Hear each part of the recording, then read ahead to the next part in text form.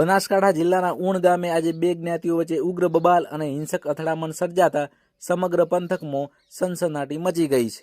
રૂની ગામે યોજાયેલી ચૌધરી સમાજની મહાપંચાયત બાદ ઉશ્કેરાયેલું ટોળું ઊણ ગામે પહોંચતા મામલો બીચક્યો હતો. બંને પક્ષે લાકડીઓ ઉછળતા અને પથ્થરમારો થતા આશરે 20 થી 25 ગાડીઓના કાચ ફૂટી ગયા હતા. ઘટનાની ગંભીરતા જોતા બનાસકાંઠા પોલીસનો કાફલો ઘટના સ્થળે દોડી ગયો છે.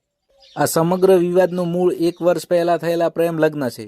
ઊણ ગામના રબારી સમાજના યુવકે રૂની ગામની ચૌધરી સમાજની યુવતી સાથે લગ્ન કર્યા હતા. તાજેતરમાં કિંજલ રબારીના કિસ્સા બાદ ચૌધરી સમાજમાં પણ પોતાની દીકરી પરત લાવવા માટે આક્રોશ ફાટી નીકળ્યો હતો.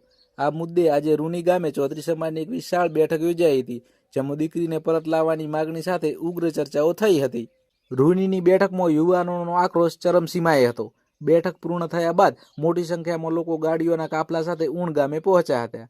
ત્યાં બંને સમાજના લોકો સામસામે આવી જતા જોતજોતમાં વાત વણસી ગઈ હતી. ઉશ્કેરાયેલા ટોળાએ તોડફોડ શરૂ કરી દીધી હતી, જેમાં અનેક લશ્કરી ગાડીઓને નિશાન બનાવવામાં આવી હતી. લાકડીઓ અને ધારદાર હથિયારો સાથે લોકો રસ્તા પર ઉતરી આવતા ઊણ ગામ છાવણીમાં ફેરવાઈ ગયું હતું.